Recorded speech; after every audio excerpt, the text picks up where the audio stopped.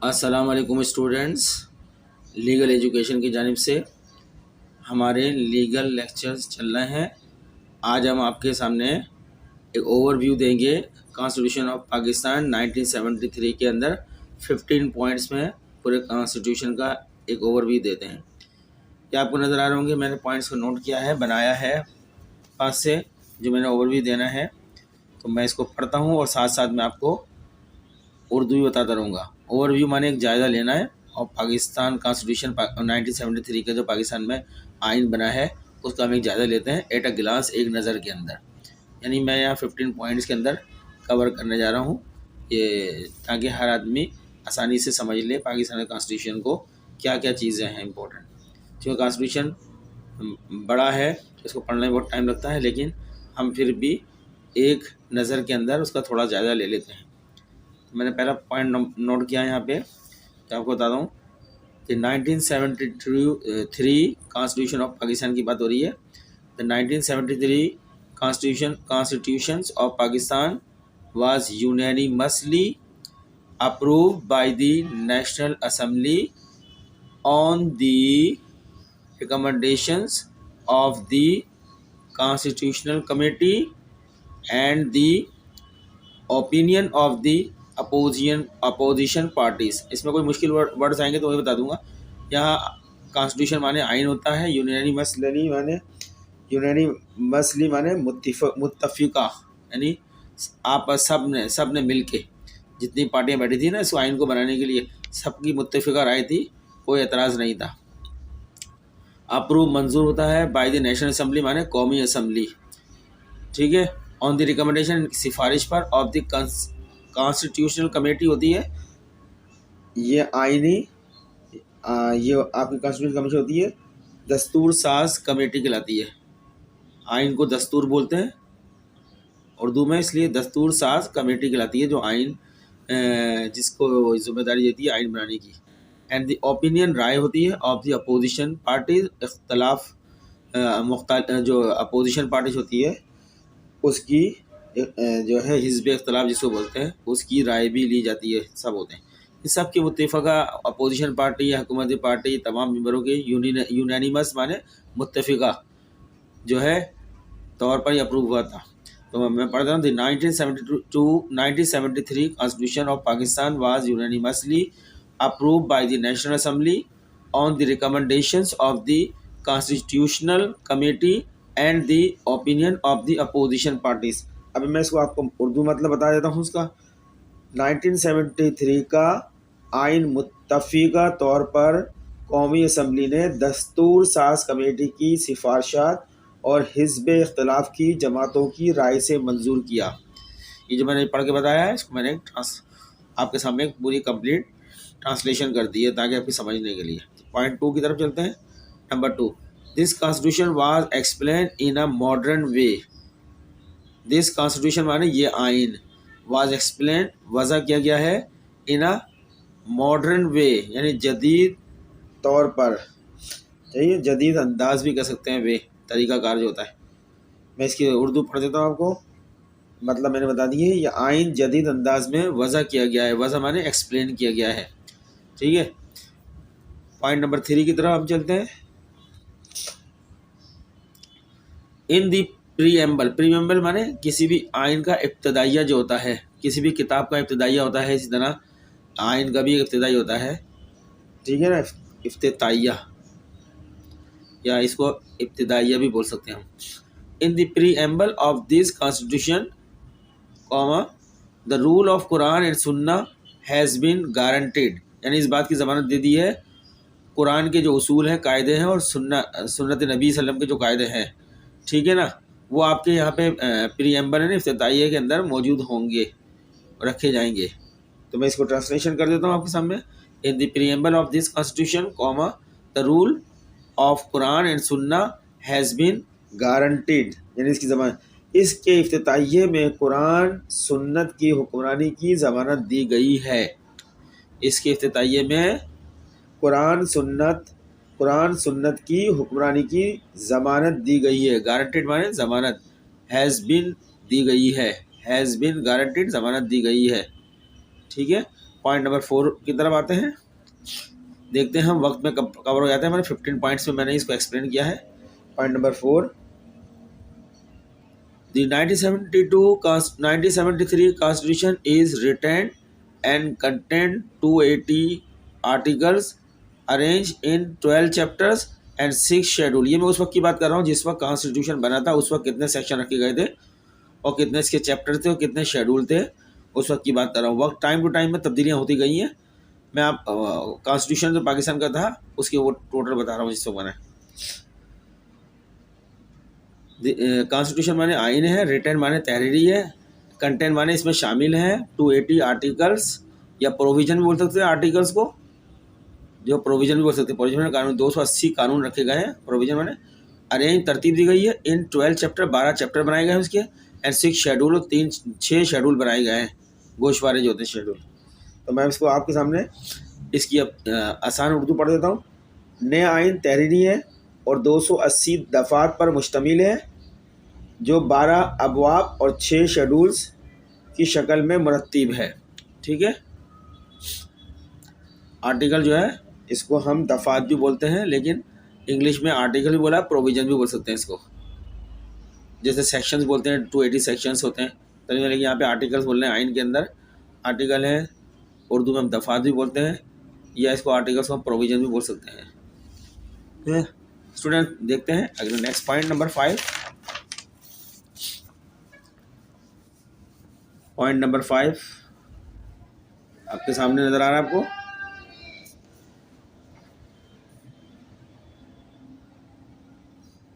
Point 5 पढ़ते हैं। A parliamentary system of government has been propose in Pakistan. Propose माने तजवीज़ दिया गया है पाकिस्तान में। कौन सा निज़ाम?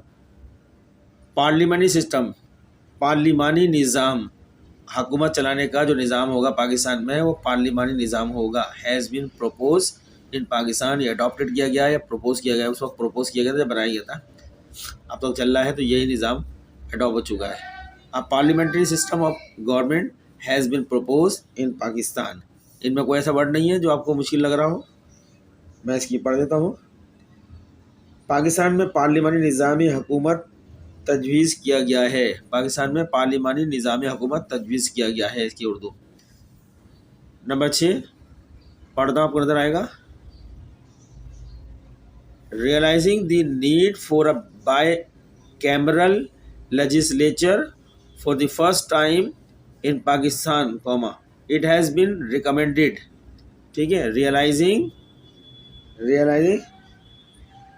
महसूस करते हुए, realizing माने महसूस करते हुए, the need for a bicameral legislation, 2 ऐवान, by माने 2 होता है, bicameral legislation, 2 ऐवानी, legislation माने मुकन्ना जो कानून बनाती है, बाई कैमरल माने 2 ऐवानी, मुकन्ना रियलाइजिंग महसूस करते हुए, द नीड ज़रूरत को, for a by cameral legislation for the first time, पहली बार इन पाकिस्तान में पहली बार इसको महसूस किया गया है ज़रूरत को। इट हैज़ बीन रिकमेंडेड, इसकी सिफारिश की गई है।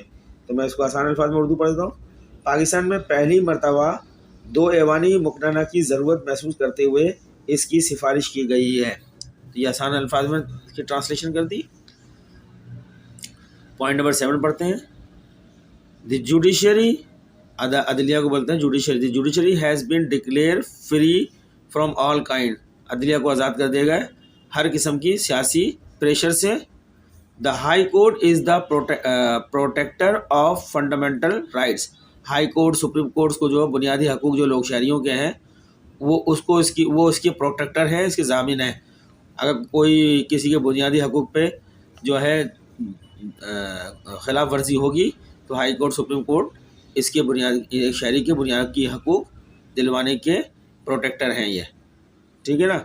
हुकूमत बुनियादी हकूक़ के ख़िलाफ़ कोई ऐसा कानून नहीं बना सकती। अगर ऐसा बनाएगी तो सुप्रीम कोर्ट और हाई कोर्ट को आइन ने इस बात की पावर दी है, इख्तियार दिया है कि उस पर एक्शन लें। ठीक है। तो मैं पढ़ने द्वारा, the judiciary has been declare free from all kinds of political pressure.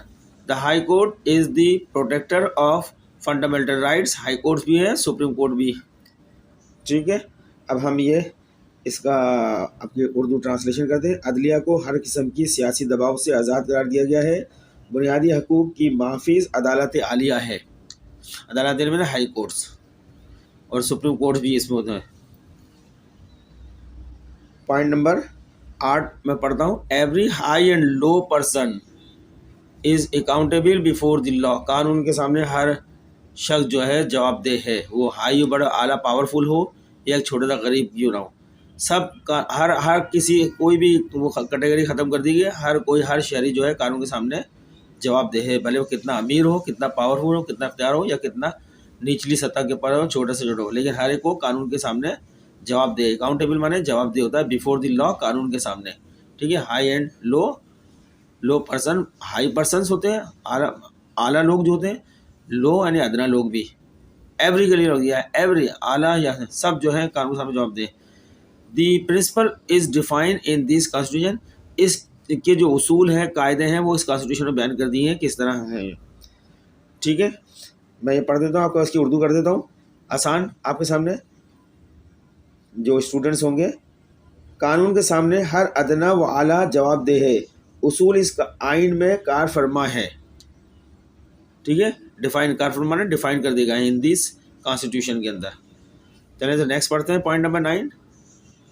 The Constitution shows a tendency to adopt the Islamic philosophy of life.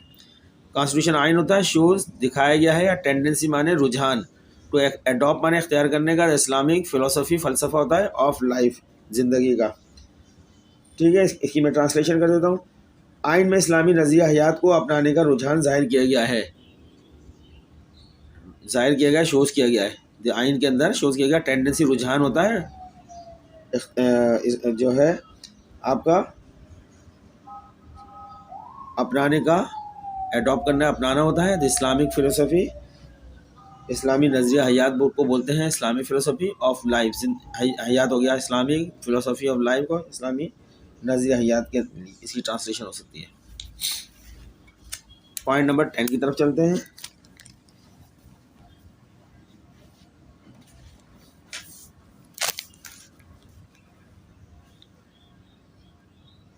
Point number 10 आपको नजर आ रहा है स्टूडेंट?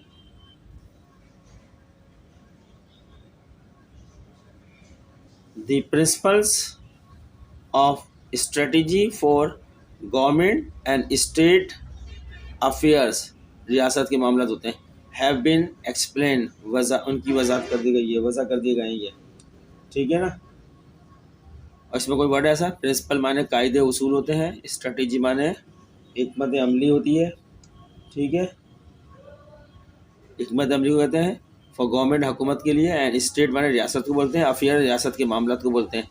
हैव बीन एक्सप्लेन, वजह कर दिए गए, वजाहत कर दी गई उनकी। अब मैं इसकी उर्दू पढ़ देता हूँ आपके सामने। जो है, हुकूमत व रियासत के अमूर के लिए हिकमत अमली के उसूल वज़ा किए गए हैं। हुकूमत व रियासत के अमूर के लिए हिकमत अमली के उसूल वज़ा किए गए हैं। ठीक है, अमूर माने affairs.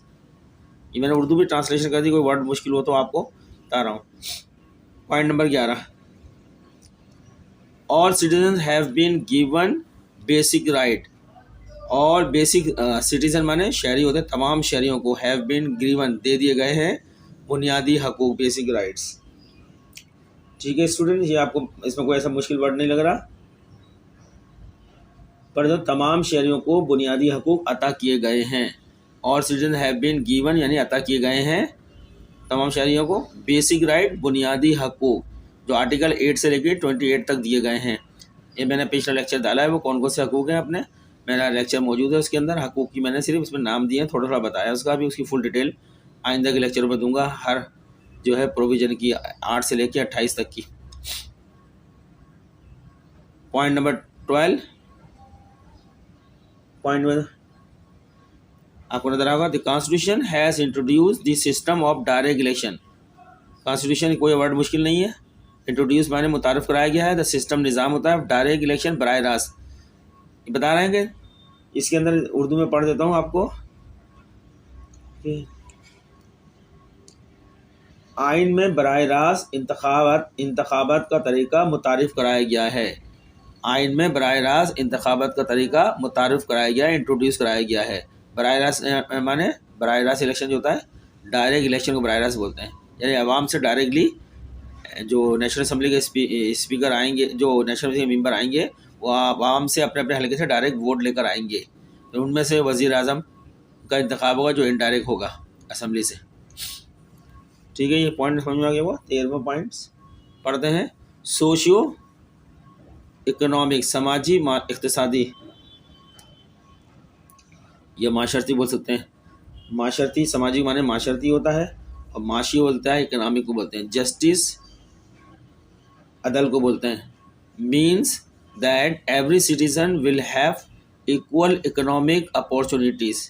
Socio economic justice means that every citizen will have equal economic opportunity. ये 13 पॉइंट मैंने पढ़ दिया है, उर्दू की बता दी। मैं इसकी उर्दू ट्रांसलेशन कर देता हूँ, वर्ड मैंने बता दिए हैं। माशरती, माशी अदल से मुराद ये ली गई है कि हर शहरी को मुतवाज़ी इक़्तिसादी मौक़े मिलेंगे। ठीक है, विल हैव इक्वल, मुतवाज़ी यानी बराबर, इक्वल इकोनॉमिक अपॉर्चुनिटी, इक़्तिसादी मौक़े मैसर होंगे, उसको दिए जाएंगे, हर शहरी को दिए जाएंगे। वो अपने कमाई वगैरह जो करे, अपने रोज़गार बनाए, तो सबको दिए जाएंगे। ऐसा नहीं किसी के नाइंसाफ़ी की जाए, हर आदमी को इक्वल अपॉर्चुनिटी दी जाएगी। जो भी कोई अपॉइंटमेंट किए जाएंगे वहाँ पे हर शहरी को अप्लाई करने का हक होगा। वहाँ पर हर शहरी को जो है अपनी तालीम, अपने तालीम तजर्बे के मुताबिक अगर वो कामयाब होता है तो उसको रोज़गार दिया जाएगा। वो छोटा हो या बड़ा हो, उसको ये कहकर उसके साथ तासुब नहीं किया जाएगा, सबको इक्वल राइट दिए जाएंगे। पॉइंट नंबर 14 पढ़ लेते हैं हम। Urdu was declare as the official national language. Urdu को जो है ऑफिशियल दफ्तर की कौमी ज़बान डिक्लेयर कर दिया गया है। ऑफ द गवर्नमेंट दफातर की जो है कौमी ज़बान उर्दू को डिक्लेयर कर दिया गया है। But English will also be the official language for 15 year. लेकिन जब तक जो है उर्दू अच्छी तरह नाफिज ना हो जाए तो 15 साल तक इंग्लिश ही सरकारी दफ्तरों की ज़बान रहेगी। ऑफिस में जो काम होता है वो इंग्लिश में रहेगा 15 ईयर तक। जब ये आइन बनाया गया था उस वक्त की बात हो रही है, 15 साल तक के लिए। उसके बाद 15 साल के बाद तमाम गवर्नमेंट दफातर के अंदर उर्दू को राइज कर दिया जाएगा। ठीक है, मैं इसको ट्रांसलेशन, ये तो मैंने वर्ड टू वर्ड बता दिया, ट्रांसलेशन करता हूँ। उर्दू को सरकारी हुकूमती कौमी ज़बान करार दिया गया, ताहम 15 साल तक अंग्रेज़ी भी दफ्तरी ज़बान रहेगी। 15 पॉइंट्स इधर बढ़ते हैं, जो हमारा आज का लास्ट पॉइंट है, जिसमें हम ये पूरा कवर कर लिया है हमने इसको। Under this constitution comma only the principle of single citizenship was introduce under the federation and provinces. Federation माने वफाकी हुकूमत होती है, वफाकी इदारे होते हैं, और प्रोविंसेस माने पाकिस्तान के 4 सूबे, 5 सूबे जो है उनके अंदर। वहाँ बता रहे हैं अंडर दिस कॉन्स्टिट्यूशन, इस आइन के तहत ओनली सिर्फ the principle of single citizenship, एक ही सिटीजनशिप होगी पूरे पाकिस्तान में किसी की, यानी कि जाएगा अलग अलग सूबों की अलग होगी, उसकी अलग।